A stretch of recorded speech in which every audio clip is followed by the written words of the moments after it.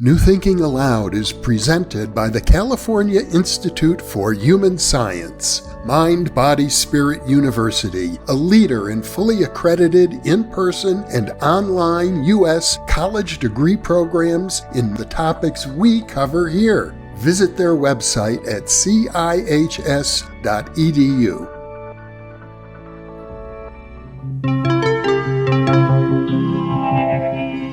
Thinking Aloud. Conversations on the leading edge of knowledge and discovery with psychologist Jeffrey Mishlove.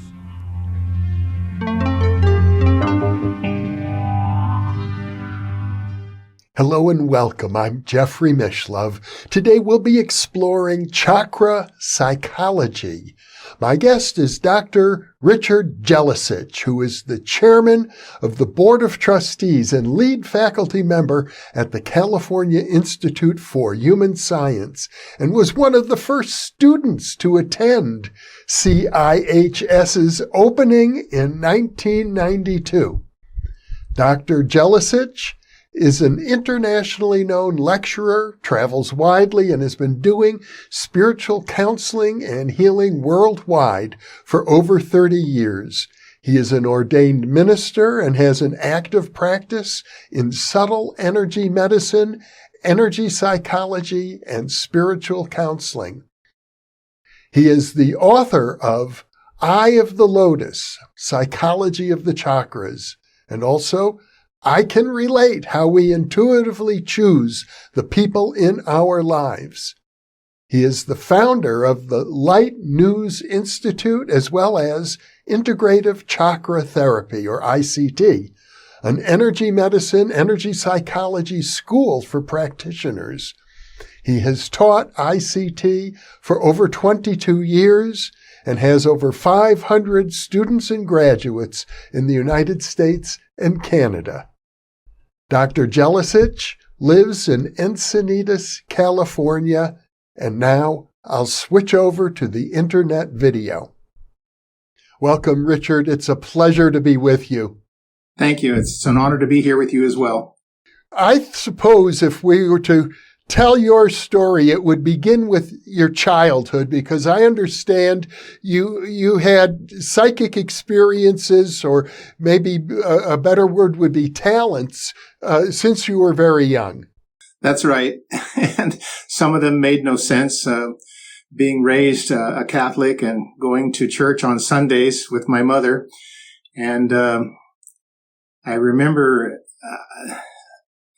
for one thing, the priest was saying something about God knows your every thought. And I thought, okay, I took that as a challenge at about 5 years old. So the afternoon I sat down in my parents' backyard and sat cross-legged and said, okay, God, try to outthink this.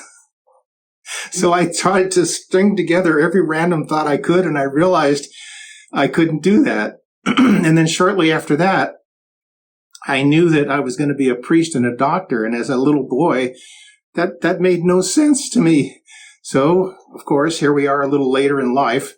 And in the 90s, I got a doctorate from the California Institute for Human Science and became an ordained spiritualist reverend in 1995. So, priest and doctor. So, yeah, a lot of these childhood things initially, they don't seem to make sense. And then later they come to fruition. Well, you met Dr. Motoyama, and he had a big influence on you. He was the founder of the California Institute for Human Science, but he himself was Japanese.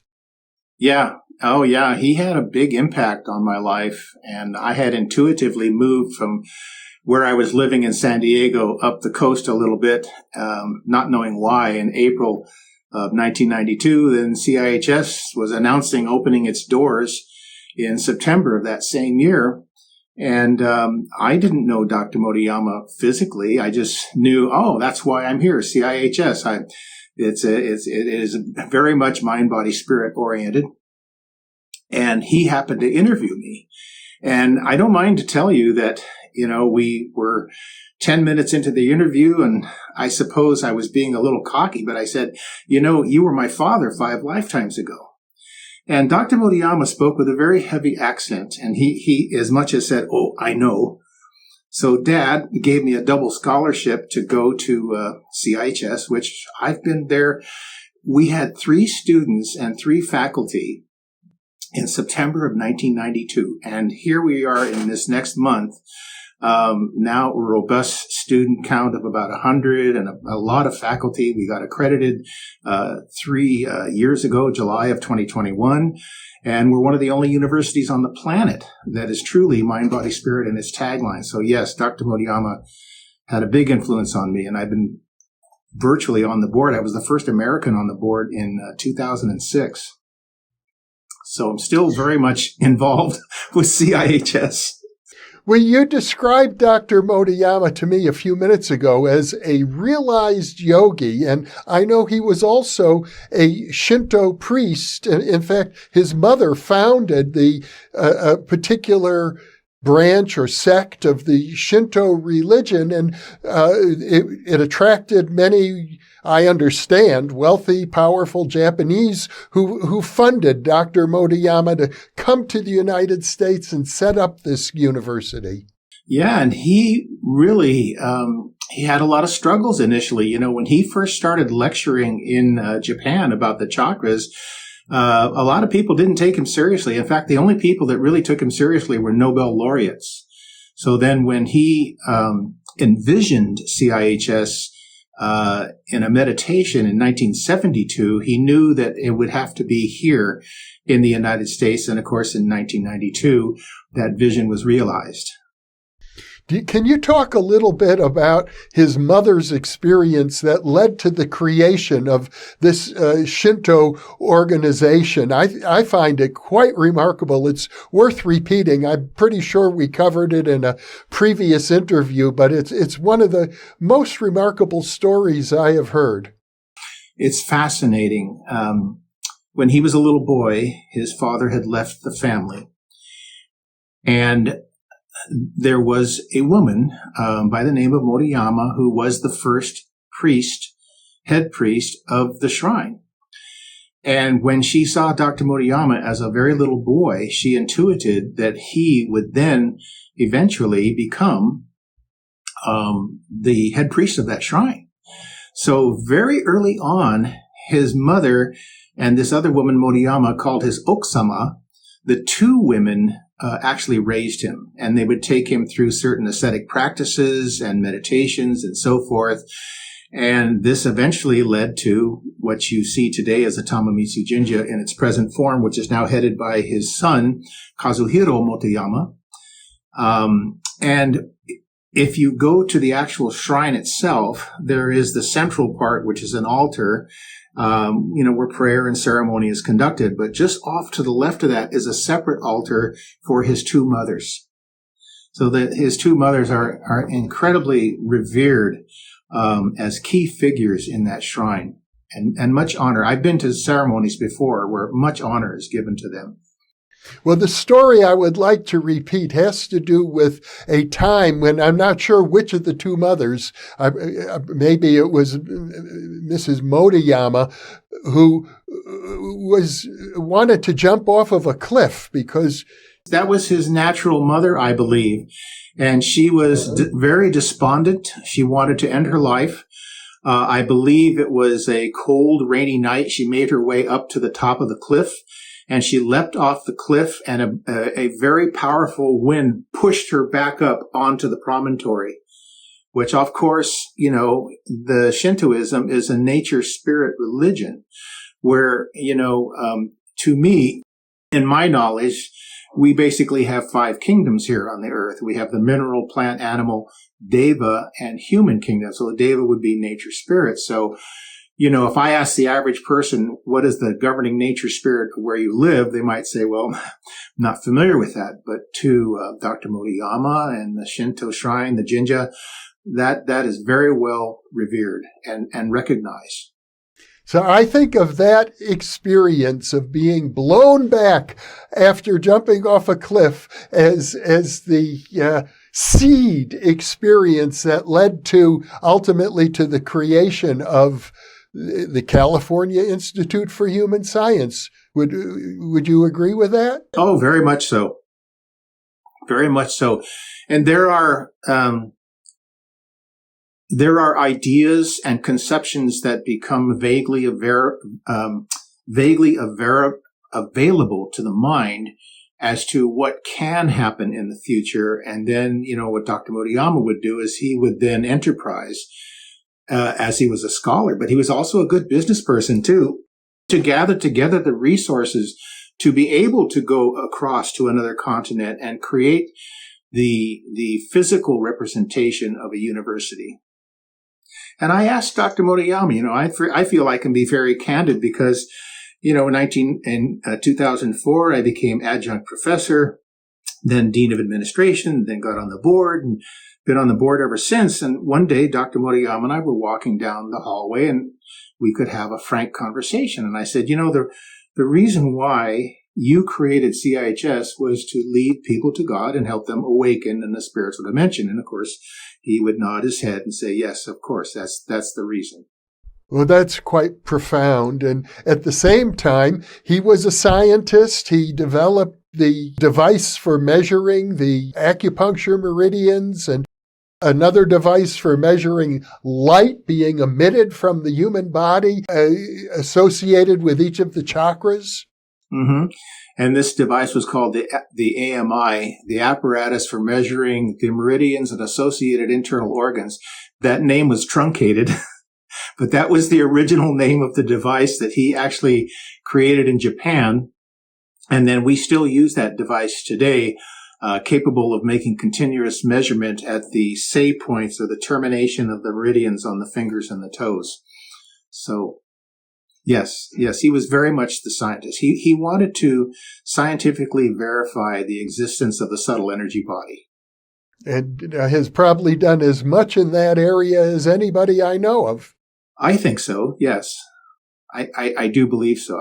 And that is one of the reasons why CIHS exists, is to attract scholars and research scientists to continue this verification of what the yogis and the sages have been saying to us. I mean, you have an illustration in your book called Roots of Consciousness, which is fabulous. And one of those illustrations is a human being with the energy system all drawn out. And I've used that many, many times with my students because I said, at one point, a man or a woman saw this somehow, this pattern of energy and chakras in a person, and they wrote it down. Now, today, we look at that and we're fascinated, but doesn't that still exist right now? I mean, we may not be aware of it, but isn't that still true today? So I use this illustration of yours to help people to understand that you may not be aware of it, but it's there. Well, today you are recognized as an authority on the chakras. Were you aware of them prior to your encounter with Dr. Motoyama? Yes. In the late 80s, I started to really think about how we even came to be here. How is it we even exist in this dimension? So I became fascinated with this idea of the human aura. And so, like anybody else, I exposed myself to different teachings, different, like even psychic fairs, and then CIHS appeared at the right time in my life. A ministry appeared in the right time in my life. And I found through my own insights and research that the chakras actually represent much more than we thought they did, that they're much more than energy centers like fuel or electricity, but actually, to me, they are conduits of consciousness that affect the four archetypes of the whole human being. To be clear, a good deal of the material that you present in Integrative Chakra Therapy is derived intuitively. Yes. And I'm very careful when I teach or when I write my books to say that this is my perspective. Everyone has a perspective of how they interpret the subtle energies of the whole human being. And the idea is, in presenting this to someone else, to assist their own self-realization, their own self-empowerment. So I'm very careful to say that these are my perspectives, but at the same time, to me, they've been very helpful in helping people to understand there's a lot more to them than they may suspect. Well, I'm sure there's a percentage of viewers right now who are scratching their heads and are wondering, what really are these chakras? I suspect many people, maybe most, or 90% of our audience has seen the diagram, with the different colored light in the human body and the 7 chakras going up and down the spine. But talk about it a little bit from your perspective. What is this? Well, it's a beautiful irony. Chakras represent uniqueness, and yet they are beyond the grasp of space and time. And it's very difficult to reconcile the two because we tend to think with what's called 5 sense perception intellect. Our eyes are waiting for photons to come. Our tongue is waiting for a taste. Our ear is waiting. So we tend to think in terms of our 3D reality. And when confronted with something that is there, but beyond the grasp of time and space, but still represents uniqueness, a lot of people put on the brakes and they say, that makes no sense whatsoever.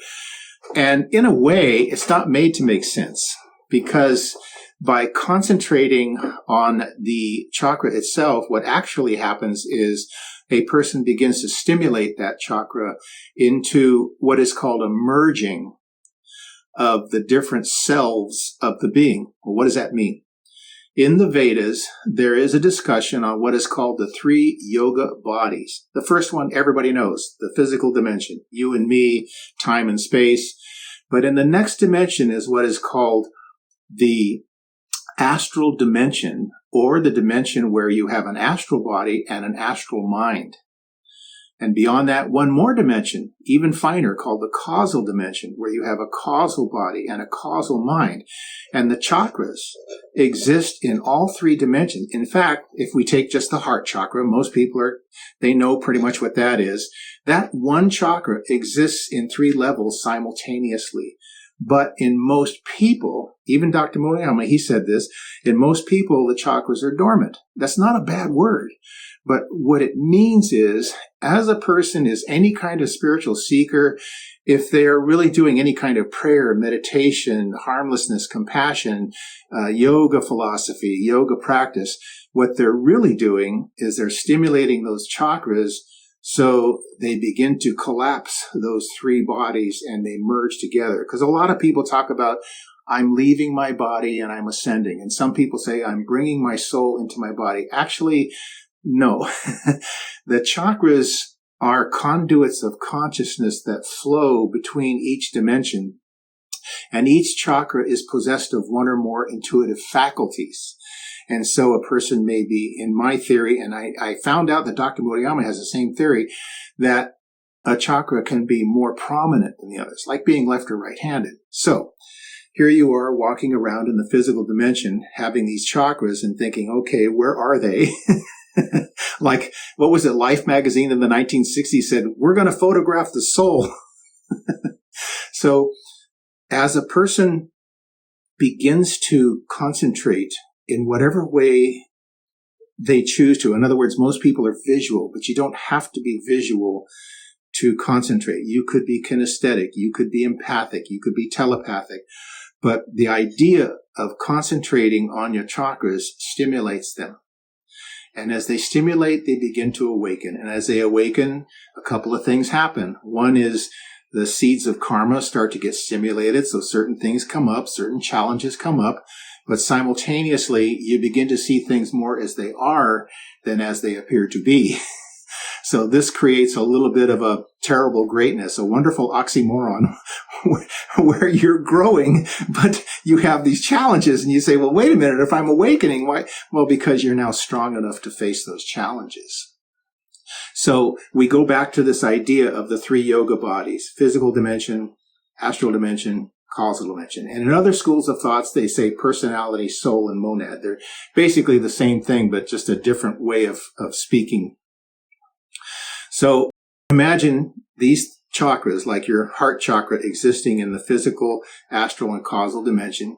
You have an astral body and an astral mind, and a causal body and a causal mind. So Uncle Joe passes away 2 years ago. and you go to a medium, and the medium says, there's a person that comes here and he smoked a pipe and he did this and did that. And the person goes, oh my gosh, that's Uncle Joe. Well, chakras, like a person's personality, still exists in the astral dimension, especially. And even Yogananda talked about this. Paramahansa Yogananda said, when you go, you take your luggage with you. You take your karma with you. So as Dr. Motoyama had written about, the seeds of karma are contained in the chakras. So as this personage of Uncle Joe still has an identity in the astral dimension. And again, a lot of people would say, well, that makes no sense. How can you be unique and exist in a dimension beyond time and space? And that's because we are working to reconcile that thinking with our third dimensional mind. And it's almost impossible to get from here to there. So how do you actually come to self-realization? It's important to use a muscle called faith. Faith is the muscle that moves the intuition. Faith is the muscle that causes the intuition to bridge between the astral and physical dimensions, and to an extent the causal dimension, so that if the faith is strong enough, then there is no difference between the physical and the astral dimension. Tat Vam Asi, they are one. There is no difference. And so if a person becomes realized, as Dr. Motoyama most certainly was, I feel he merged the physical, astral, and causal dimensions, chakras, as one. So that he, in his state, was a very, if you'll excuse the word, awakened being, but continuously awakened, kind of like what Jeffrey Martin would say, persistent non-symbolic experiences. You're always in that amazing state. So the cool thing is, the more a person awakens himself, the more they have a radiatory effect on all creation. Yogananda talked about that when he said that, when you increase your spiritual practices, your subtle energy vibrations go out to the whole universe, and everything, not just people, not just earth, entire creation is affected by your level of consciousness, what Motoyama called being as topos.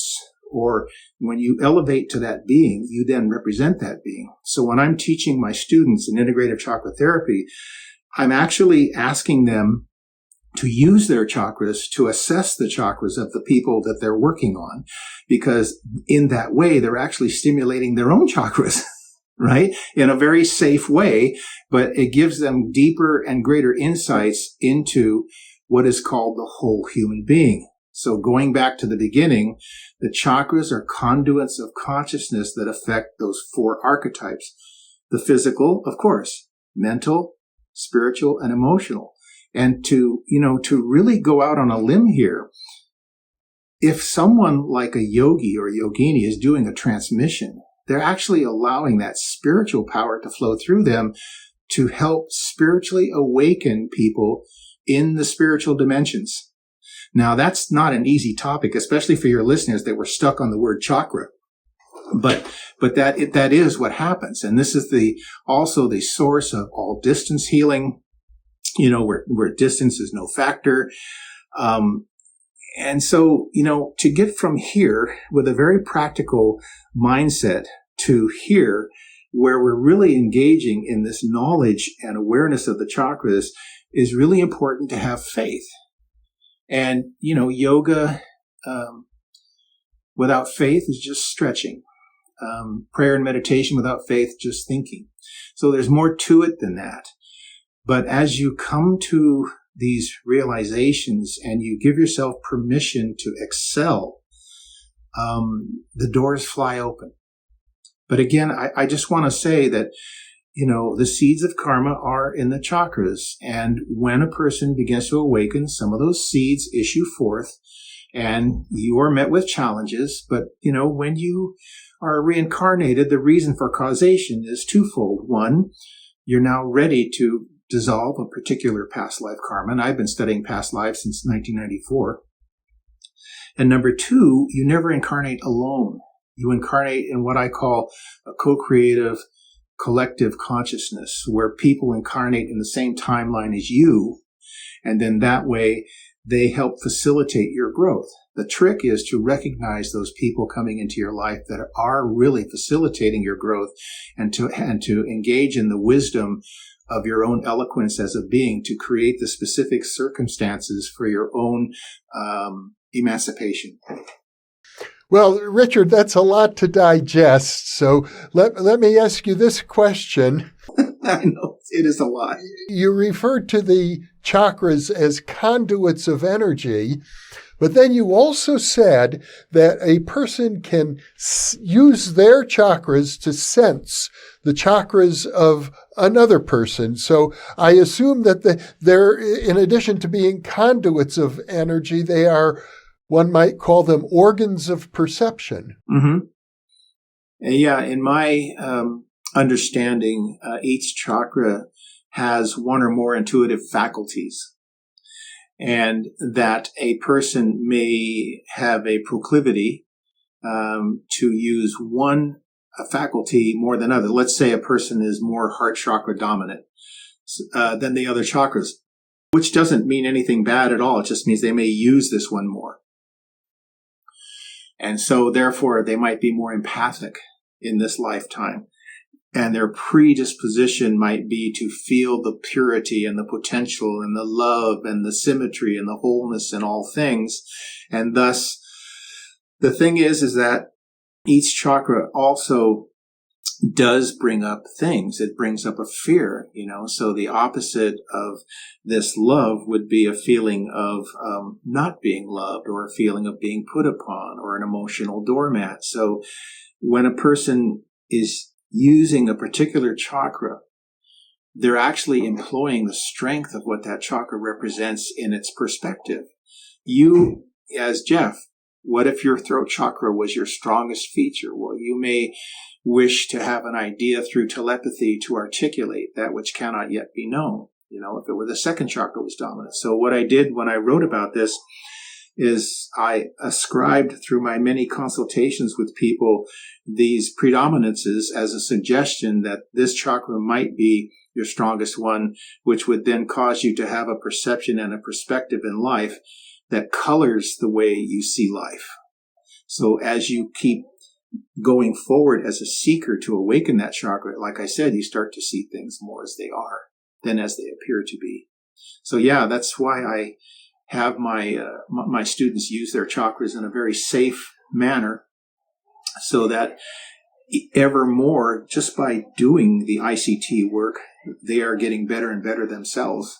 Many years ago, I interviewed the great scholar of mythology, Joseph Campbell, and we talked about the chakras. And he said the chakras are an amazing system of psychology, because you can take all of Western psychology and fold it into the chakra system, like Alfred Adler talked about the will to power, which would be the solar plexus chakra, and Freud talked about the id, the sexual drive being primary, which would be the second chakra, and then Adler came and talked about the will towards altruism, which would be the heart chakra. And then Carl Jung came and talked about archetypes and higher perception and the collective unconscious, which could be the third eye chakra.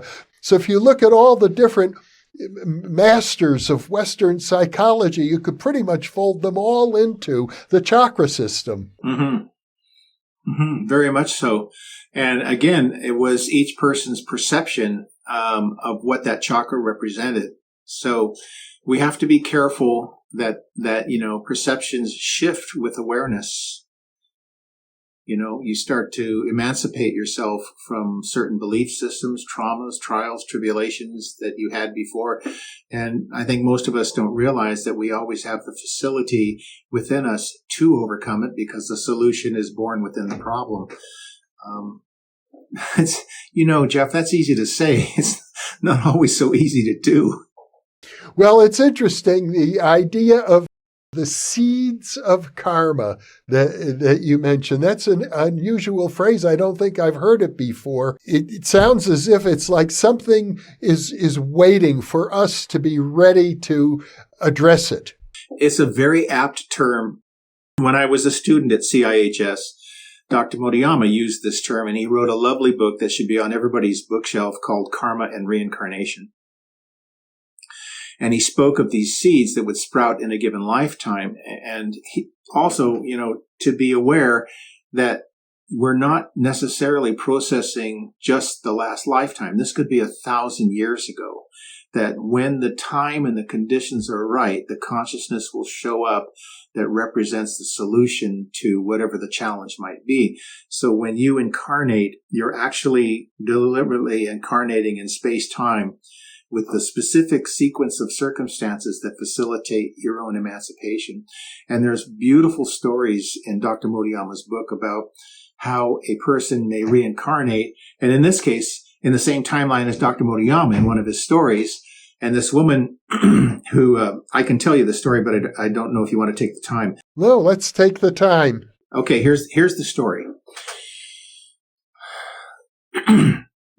This family, mother, father, and young daughter, decided they wanted to take a vacation to the northernmost island in Japan. Never been there.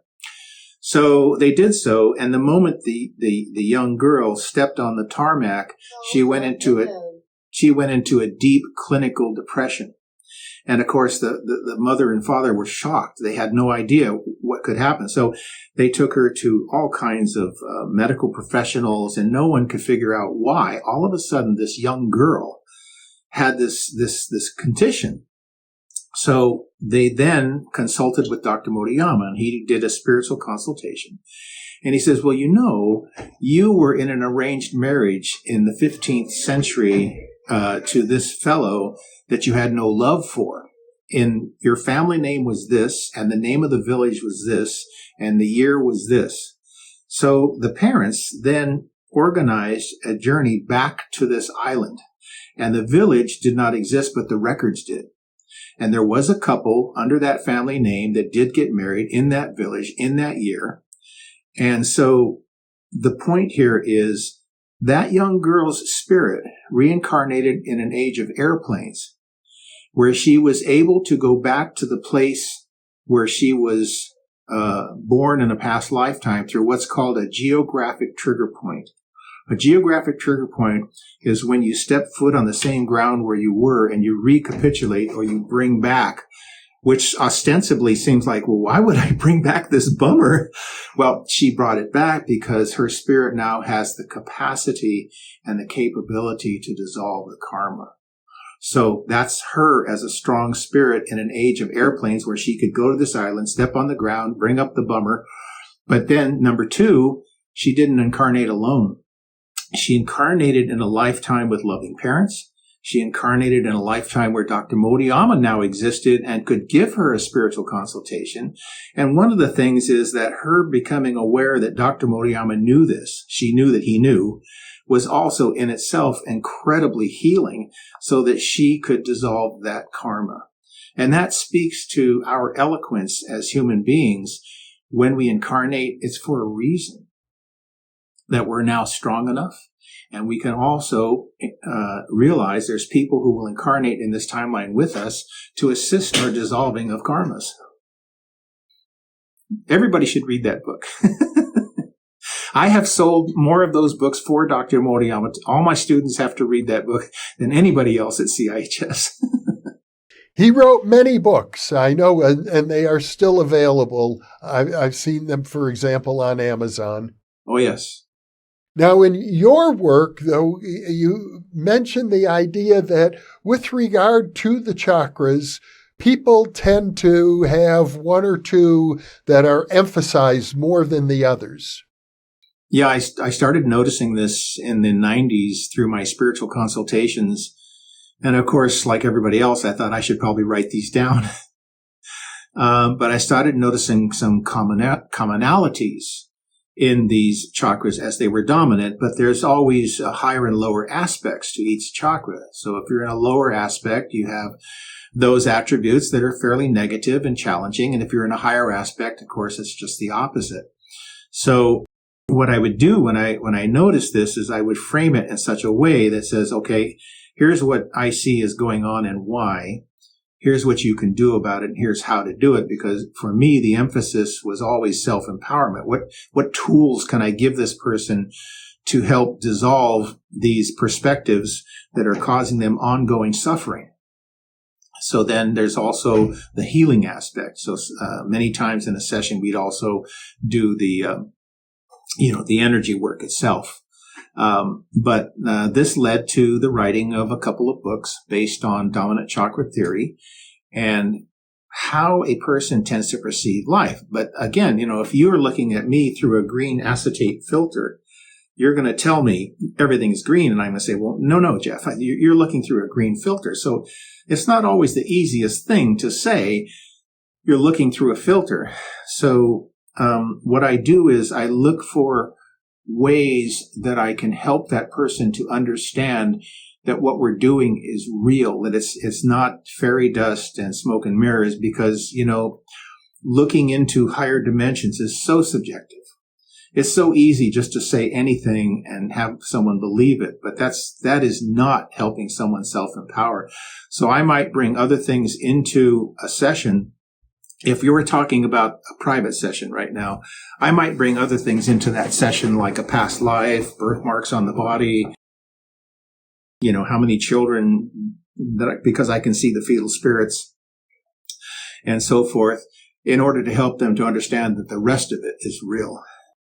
In other words, I think what you're saying is that we're unconscious of some of our attitudes about the world, that we think this is the way it is. And actually, it's a pattern, maybe from a past life or from a chakra, and it's not the way things are and have to be. It's the way we have been unconsciously conditioned. Yes, just so. And that's when the time is right, the awakening presents itself to us. And so the idea of being conscious is also being alert, like saying, oh, this must be one of those moments that's a really good idea for me to pay attention to what's going on here. May I add something else? Yes, of course.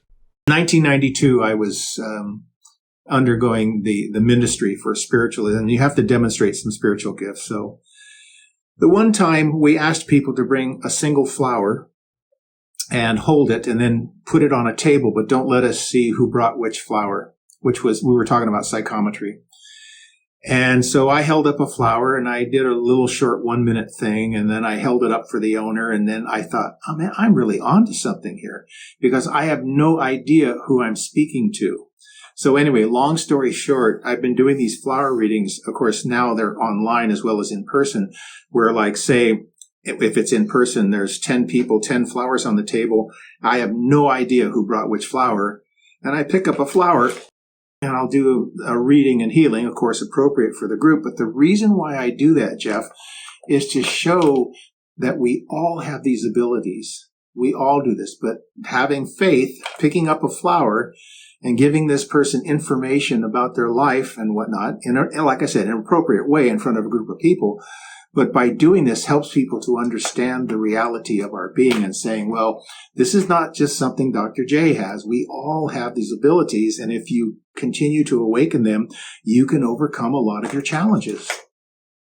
That's an important point, because often we think that psychic gifts are just for a rare few people, and it's a mystery why some have them and why some don't. But I think what you're saying is, by virtue of being a sentient human being, we all have access. And we all have chakras, and by definition, we're all intuitive. But it may not be cultivated in everybody, and maybe it doesn't need to be. But, Dean Radin talks about this in Supernormal, that when you aspire to a certain level of awareness, these gifts all of a sudden announce themselves to you. Now, early on, you talked about dormant chakras and the idea that there's nothing wrong with a dormant chakra. And I've also heard you talk about people who feel they're blocked, that the energy is blocked in their system for one reason or another. And again, I think you say there's nothing wrong with that. Yeah, and I don't use terms like closed or blocked with chakras, but I teach my students terms like strong, weak, excess, deficient, erratic, stimulated, because it's still important to have some framework, some context to explain what happens when a chakra is deficient. It then represents one of the lower aspects. Well, what does that mean? Well, if it's in a specific chakra, that lower aspect might be victim mentality in the second chakra. So we do have to have some kind of lexicon to be able to describe what's going on so the other person can get a handle on it and make sense of it. But I gather that your thinking is that if a person is closed down for whatever reason, it may be a form of self-protection that's necessary for the person at that time. Sure. And that also works in counseling and healing work. If a person is very closed off, and it does affect the nature of the healing work. How so? They can be not open to the possibility of healing, of accepting healing, or let's say a simple example. Someone's not open to receiving love. Nothing you do is going to make that person love. Well, the same thing is true with healing. If someone's made up their mind not to heal, you could be the best healer on the planet, and that person is just going to refuse. And, healers are not healers. Healers are facilitators. The best healers are the ones who get the most out of the way so that we don't add any karma or predisposition at all. We allow that person's divine blueprint to do what it does. Well, I've certainly run into people who have had a series of unfortunate romantic affairs that didn't work out well, and they develop a belief system, I will never find love. Uh-huh. There's something about me, I'm not lovable. Right. And then maybe for them, by their very feeling, they close off the door to the possibility. But, sometimes, the way I put it, sometimes spirit steps in anyway, and opens the door for them, where we're dragged kicking and screaming into our bliss. When you work with people who have a dominant chakra or a few dominant chakras, what is your intention? Is it to balance them so that the chakra becomes less dominant? You have to be careful, because that person is coming for their own self-realization, and it's always to put them back into their own power. That's the whole point, is always to help them facilitate their own blueprint. So imagine that your 7 chakras are all functioning, they're all open, they're never blocked, they're never closed, otherwise you wouldn't be here. But you could have a dominant chakra, let's say your heart chakra is dominant, for instance, but you could have a second chakra issue: self-validation, self-worth, abandonment, abuse, abundance. Those can all be second chakra issues. So you could have a heart chakra that's dominant and right now have no issues at all with the heart chakra. No seeds of karma sprouting in the heart chakra, but your second chakra is going, no matter what I do, it never turns out. I'm never going to get to where I want to go. And that's very much a second chakra issue, because the main quality of the second chakra is what I've termed is called the energy of the mystic. It means the ability to see things how they could be as whole and complete. And it doesn't pertain to just people. It could be anything. Events, plants, animals, could be anything.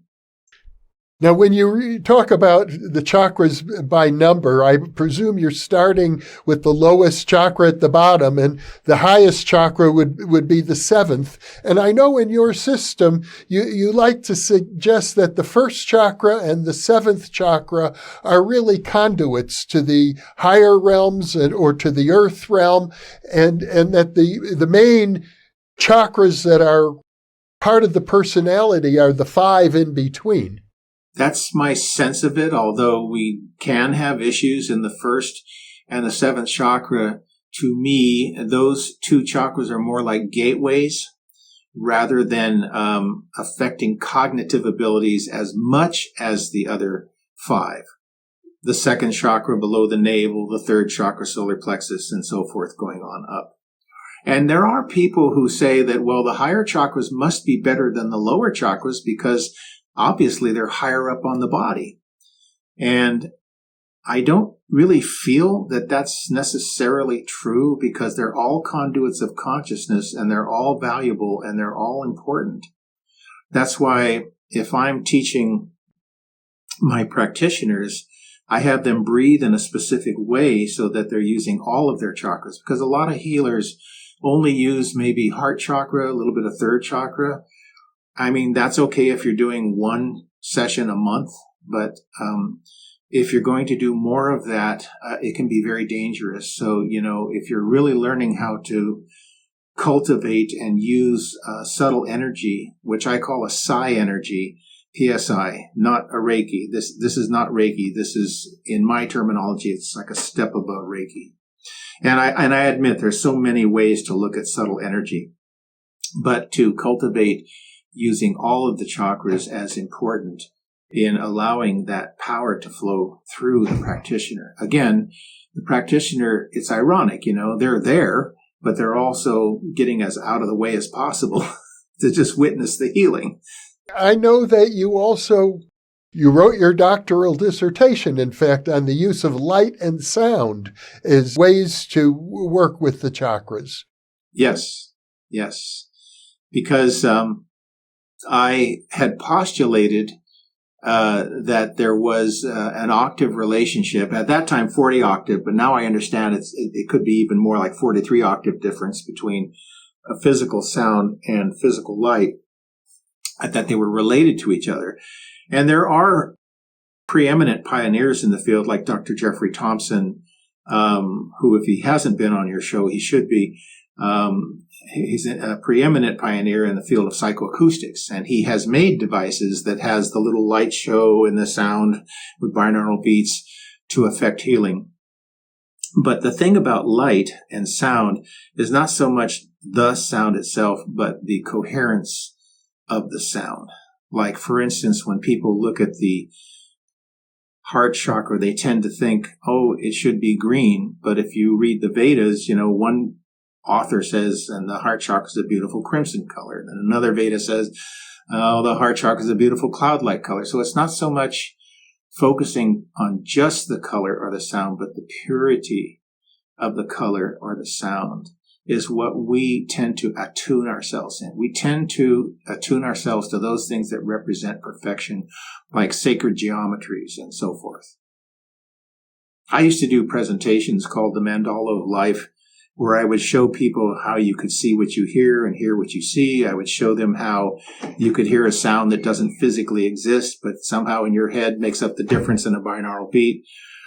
And I would do these on large-scale programs to help people understand, there's really a lot more to it, and that light, sound, and form are basically just different petals of the same flower.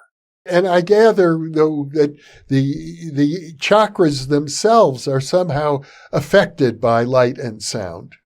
I believe so, yes.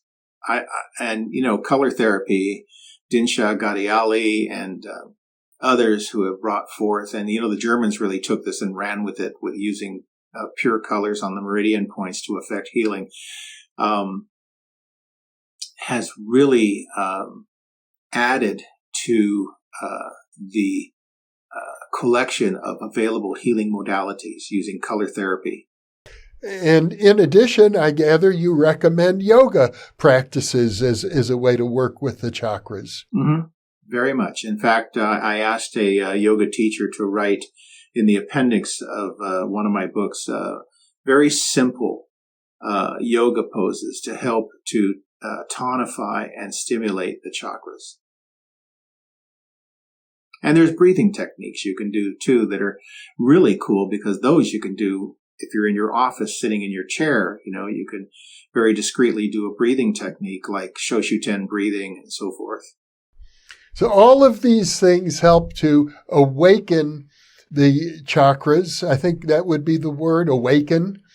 And at the same time,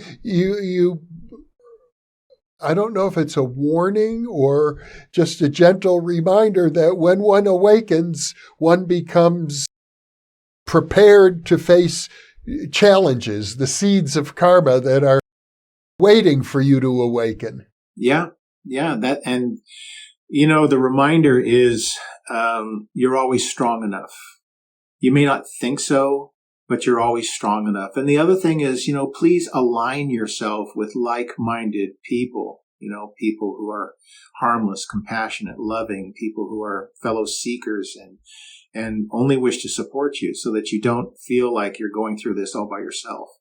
Another wrinkle to all of this is reincarnation. And you've spoken about how when you first met Dr. Motoyama, you told him he had been your grandfather, as I recall. He was my father 5 lifetimes ago, yeah. Yeah, 5 lifetimes ago. And he acknowledged. He did, yeah. He said, yes, I know. Is there a relationship between chakras and past lives? Oh, most certainly. Because the very idea of a chakra represents individuation. In fact, the humorous way of looking at it is we have chakras until we don't need chakras anymore. Until we lose the sense of individuation and separateness. So, yes, they definitely are connected to a constellation of lifetimes, but it doesn't have to be just one thing. For instance, if you look at karma itself, it's like 31 flavors. There's personal karma, family karma, parental karma, cultural karma, racial karma. There's even planetary karma. Dr. Motoyama said, Earth is a preferred destination for souls. Can you imagine somebody saying that? Earth is a preferred destination for souls. He also said that there was quite a queue to be incarnated here. He told us in 1992, I think it was, he said, you are all very lucky people because evidently there's a waiting line to incarnate here. Not everyone who wants to, who can, according to him. So, and I believe him. I think this is an amazing timeline for us to incarnate to affect, worldwide healing, because we have the internet, we have the means to reach so many people all at once. Like your program can reach so many people now, people who are thirsty for knowledge and awareness. So it behooves us to take advantage of these tools in this lifetime to be able to help as many people as possible. Well, Richard Jelusich, this has been a fascinating conversation. I know we've just sort of scratched the surface. I hope that you'll come back and we can go into more detail about the individual chakras. There's so much more to each of them, but I want to thank you so much for making yourself available to me and to the New Thinking Aloud audience. Thank you so much for having me on your program. Very much enjoyed it. It's been a pleasure. And for those of you watching or listening, thank you for being with us, because you are the reason that we are here.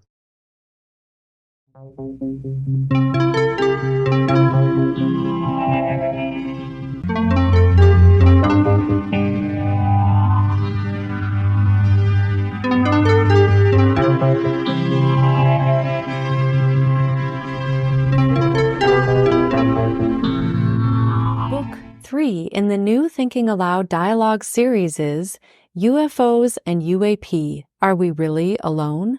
Now available on Amazon. You can now download a free PDF copy of issue 7 of the New Thinking Aloud magazine, or order a beautiful printed copy.